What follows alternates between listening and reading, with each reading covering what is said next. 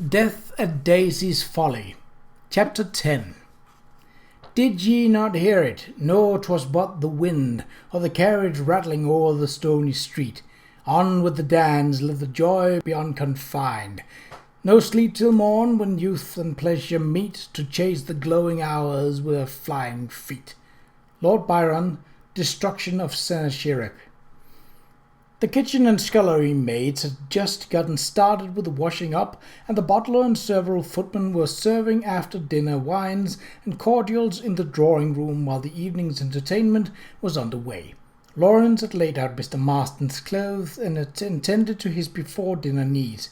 He had, after all, been a valet for some years before. He added mechanizing to his bag of tricks, then made his way to the servants' hall, where he joined the general revelry. Some were playing cards on upturned boxes, others were telling tales in the chimney corner, and several had pushed the table against the wall to make room for dancing. In the accompaniment, one of the gardeners was fingering a reel on a wheezy concertina, while a coachman sawed away on a fiddle, and a porter kept time with a spoon on a battered kettle. "Still they'd say 'twas kick in the head," maintained Benton, the shaggy eastern groom who had that morning discovered the body of the ill-fated lad in the royal stall. "Belike they'll niver find out what happened." Winnie Washbottle sat from her stool in front of a fire, a dishevelled rose, her face reflecting the firelight, and a gaudy red shawl wrapped around her shoulders. "Too bad," said the pretty brown-haired maid named Meg. "The boy were like a lad and handsome." She shook her head and her red ribbon fluttered. "Marsh says they don't want to find out what happened. He says they don't care about a dead servant any more than they cared about a living one with his leg shot off." The disgruntled Marsh, Lawrence had been given to understand, was upstairs tending to his duties as a footman. "They'll find out," Lawrence said with assurance. He was smoking a cigarette, one elbow propped against the mantel. "Sir Charles is a great detective, he is." Benton shrugged. "Well, your detective's been detecting all day, and he don't seem to have learned nothing yet. So I don't reckon he's so great." Meg got up and went to the other side of the room. Foster, a good-looking youngster who worked as maintenance man on the estate, stretched out his hands to the fire. "If the copper wants to learn something, I think he ought to talk to Deaf John." "He's no copper," Lawrence said defensively. "Then why is he doing that copper's work?" "'Cause he likes it." Lawrence leaned forward. "Who's Deaf John?" "The farrier," Foster said. "Meg's father." "Why would Sir Charles talk to the farrier?" "'Cause he saw somebody coming out of the barn. He thinks it could have been the one who killed the prince's groom." "Somebody?" Lawrence asked. "A servant?" Foster shook his head. "No servant. Somebody wrapped in a cloak." "A woman, then?" Lawrence asked, sensing that he had learned something of potential importance. "I'll tell Sir Charles." "Hello, Lawrence." Lawrence looked up to see Amelia standing close behind him. She was wearing the blue frock he fancied, and her hair was tied back with a blue ribbon that matched her eyes. She looked young and demure and lovely, and the sight and scent of her, delicate as lilacs in spring, caught his throat. "Hello, Amelia," he said, feeling his heart thump in his chest like a wounded bird. Amelia's smile was shyly bold, and she held out her hand. "Would you like to dance with me, Lawrence?" Lawrence was about to say that it was his dearest wish, but Winnie stood up from her stool and crowded against him. "Acquaintance of yours, Quipley." She smiled generously at Amelia, flashing a bright gold tooth. "Any old friend of Quipley's a friend o' mine." Lawrence shifted his weight in the opposite direction. "Amelia," he said, "this is Win, who manages laundry. Win, this is Amelia. Her and me, His tongue seemed to trip. The room had suddenly become fiercely hot. Amelia held out her hand. "How about that dance?" she asked sweetly. As she lifted her arm, Winnie took it and clung. "Just what I was going to suggest," she said. She beamed up at Lawrence. "Remember those nights on the West Pier, Quipley? We used to dance till daybreak, we did, and afterwards—" Lawrence cleared his throat, beginning to feel desperate. "Amelia," she began, but she interrupted him.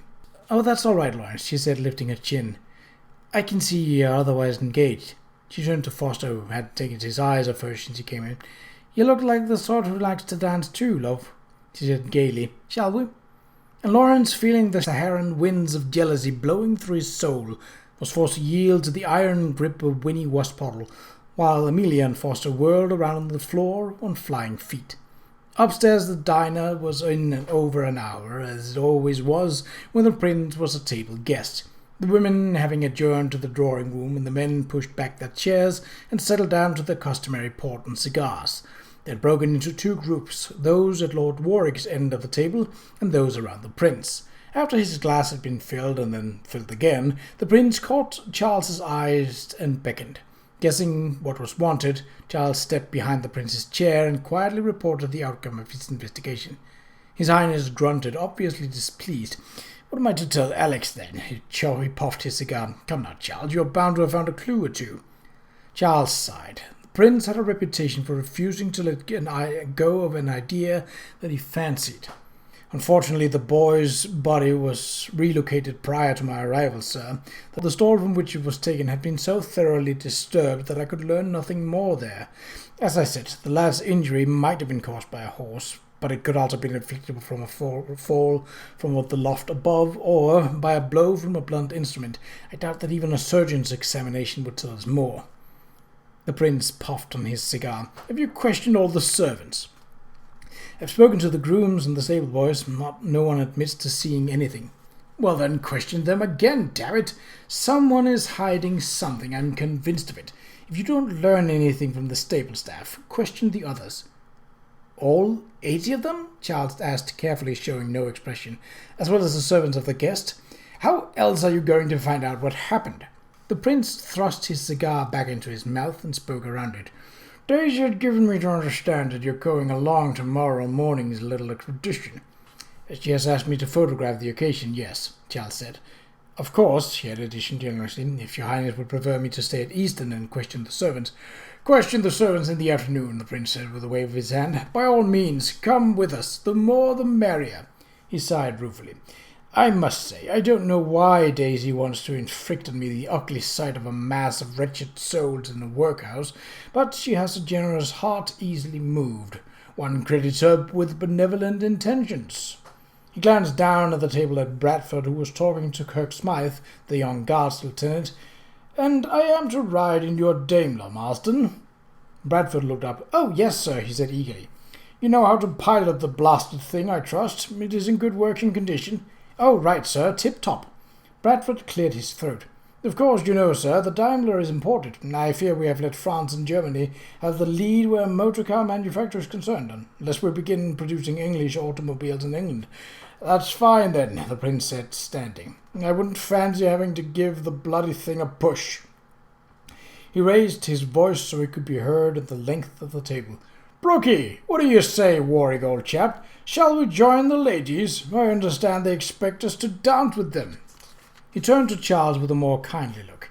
"You don't have to start those interrogations tonight, Sheridan. I've seen you ogling that auburn-haired American woman. I waltzed with her last night, and she is quite light on her feet. You must ask her to dance." "Yes, sir," Charles said, not unwillingly. He and the prince were rising to leave when H.R.H. was accosted by Reggie Wallace, whose face showed signs of nervous agitation.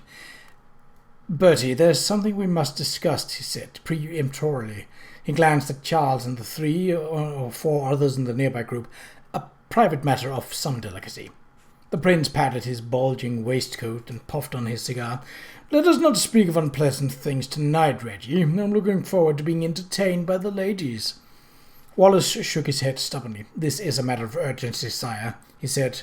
He dropped his voice. "It concerns your reputation and that of our hostess."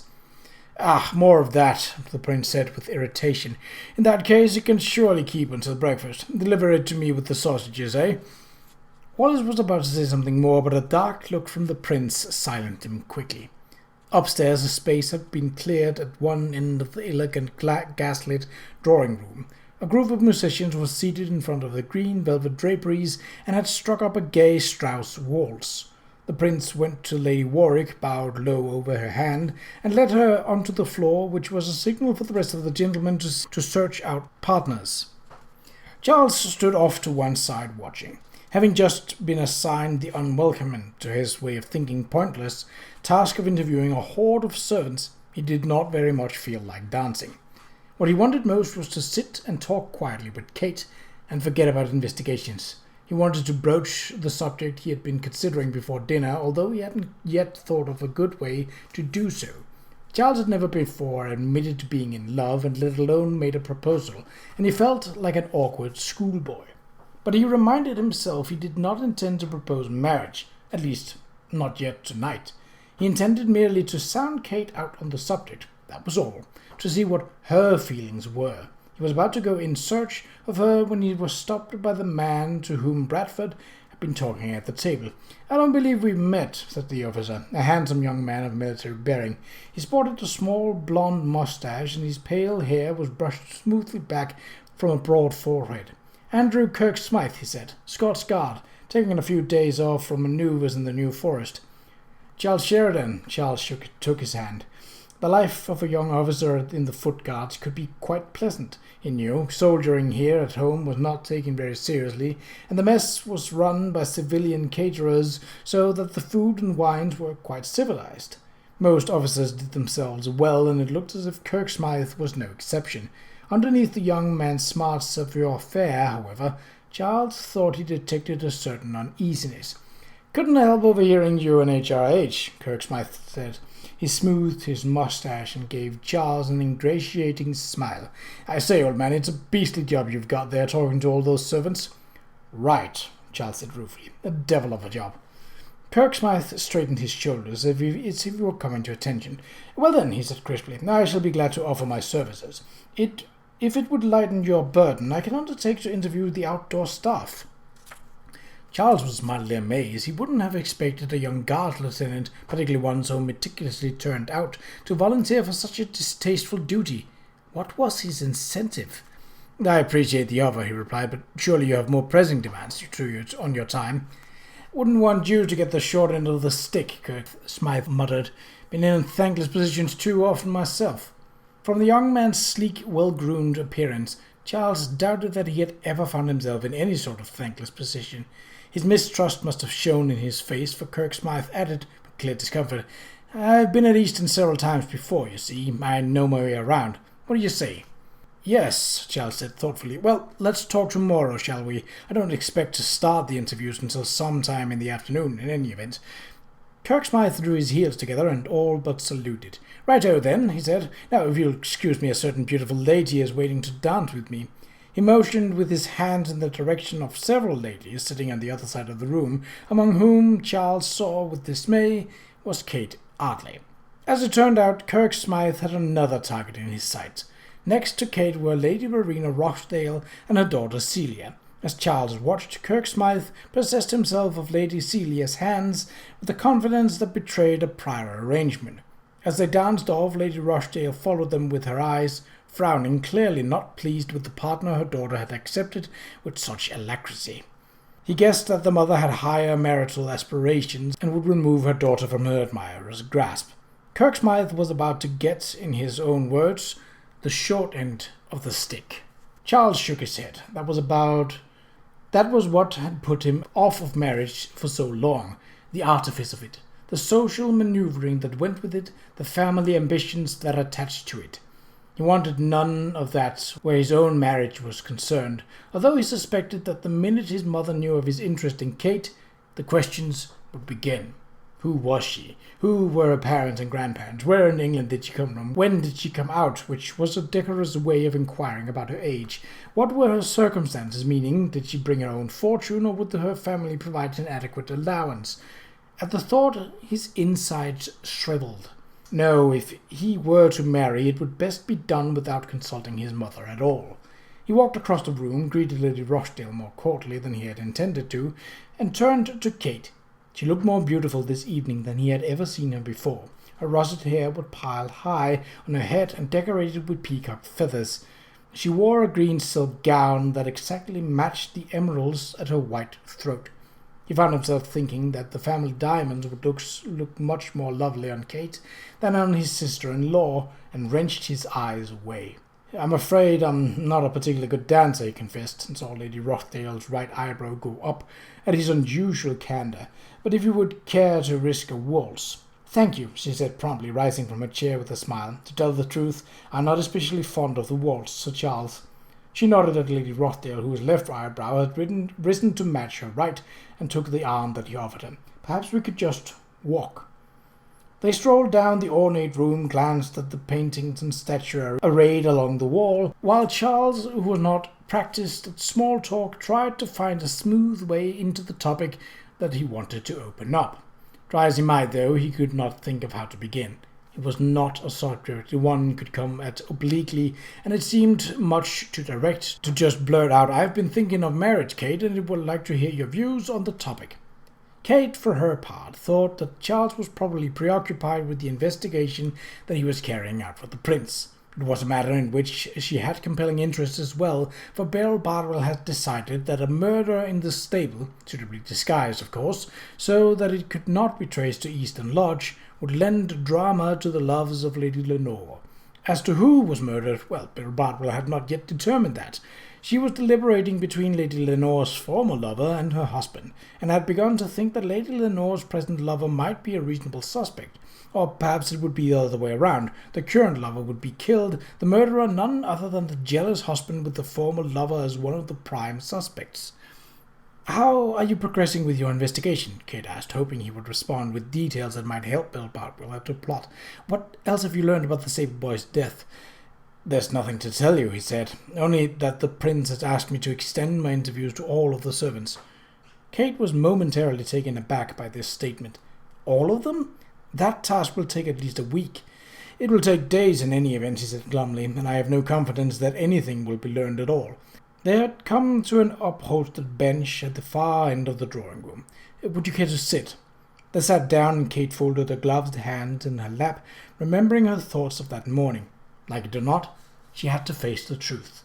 Over the month she had known Charles Sheridan, she had grown to love him, and the thought of it filled her once with a quiet pleasure and a deep sadness. Sitting beside him now, stealing a glance at his thoughtful face, she was convinced that he cared for her too. But Englishmen were rarely aware of the deepest emotions, or if they were, they gave little sign of it. He might not be able to say how he felt, nor did she wish for him to, for should they marry, Beryl Bardwell would certainly come between them. If he asked her, she would have to decline, for he would not want to marry someone with a secret identity. More, she refused to give up that work that had become such a satisfying and important part of her life. No, it would be much better if she could turn the subject to something else before he could bring up the matter. Charles, meanwhile, was trying to collect his thoughts. A moment ago, the idea of sounding Kate's feelings on the subject of marriage had seemed quite logical and not at all difficult. Her physical presence, however, was inordinately distracting. She was sitting quite close, pressing against his arm, her scent wafting around them like spring lilacs. For the life of him, he could not focus on what needed to be said, nor think of even how to begin. He shifted uneasily. "I wonder if I might ask you your opinion about—" "If you like," Kate said at the same moment. They both laughed self-consciously. Kate colored and looked away. "Please," Charles said. "Go on." Kate bit her lip. The only subject she could think of was the one they had just left. If you like, I could help you with your interrogation by speaking with the female servants. It might shorten your work."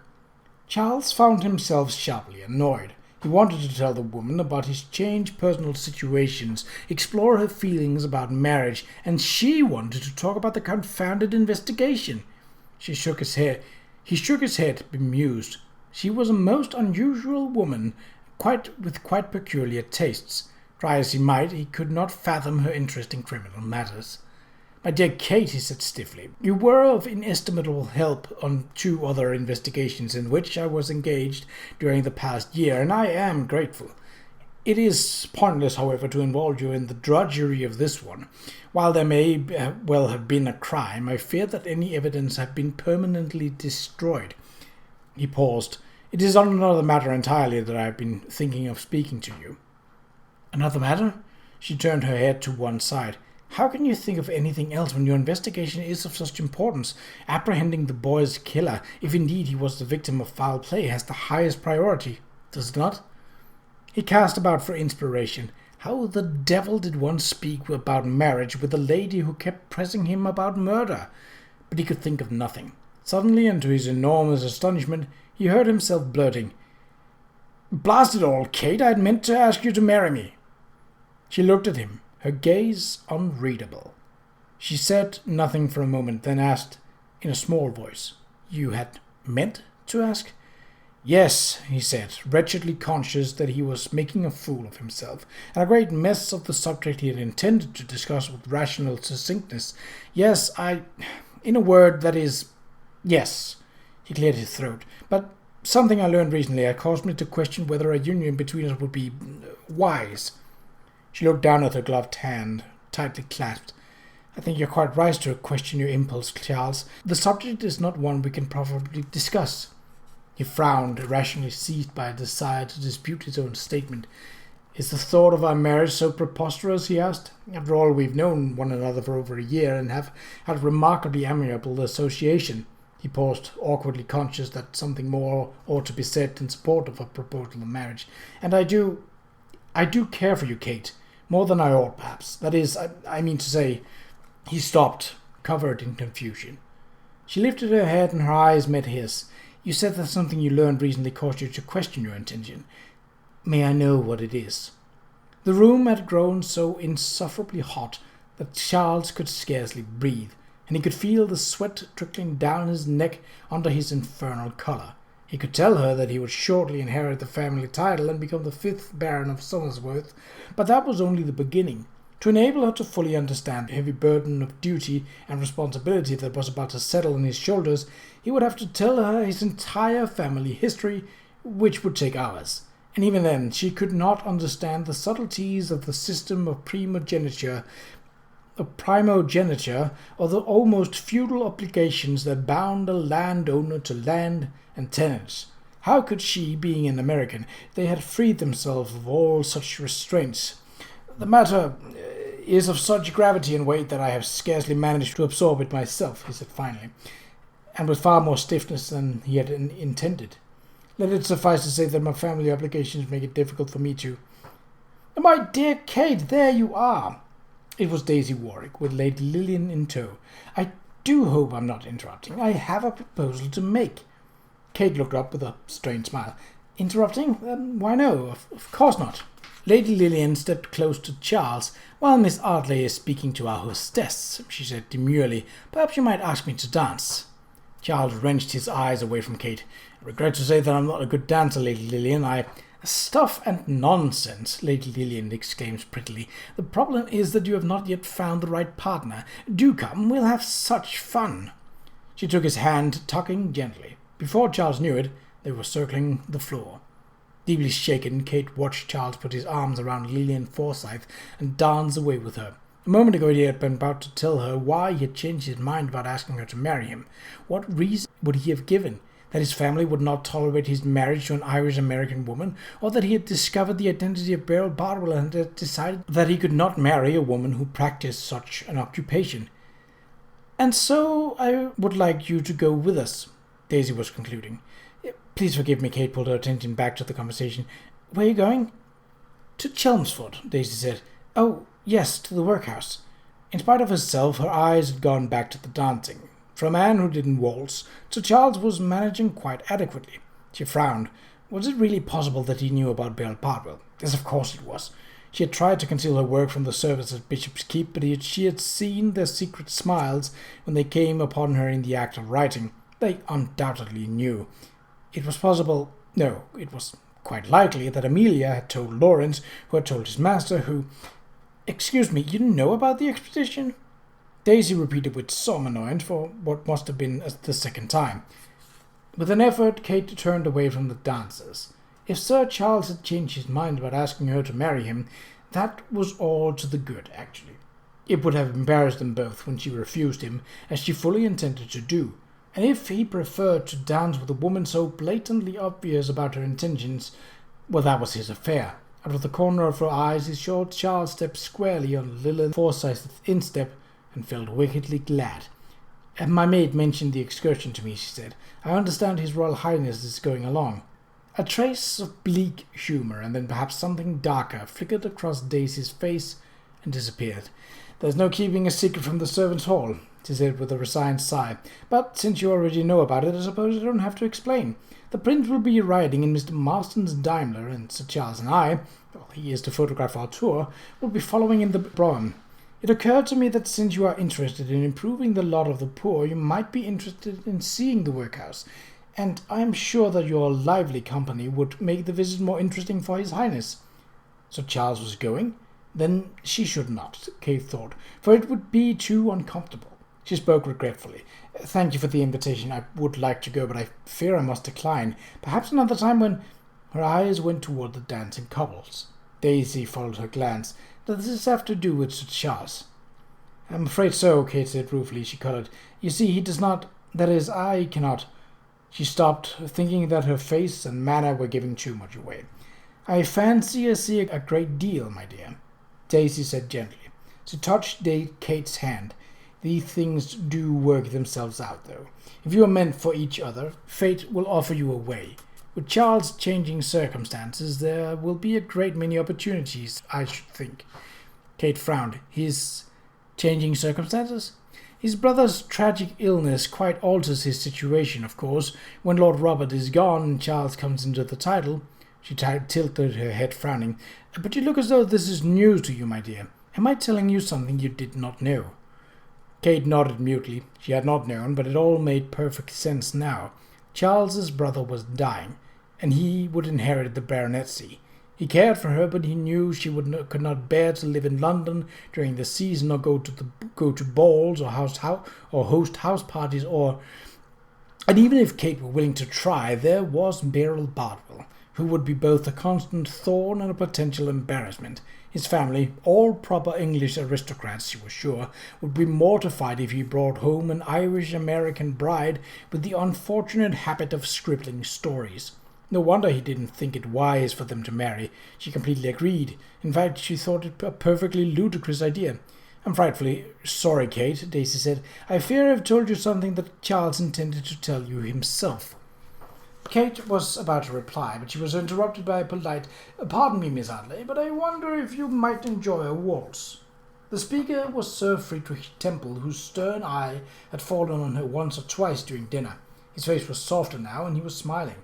"If our hostess will permit, that is," he said, bowing to Daisy. "Since when did you need my permission to make off with a beautiful woman, Freddie?" the Countess asked with a careless gaiety. "By all means, carry Miss Adlers away and amuse her. She has been far too serious these last few moments. In any event, I see someone with whom I have been meaning to speak." Kate followed her glance. She was looking at Sir Reginald, standing alone on the other side of the room.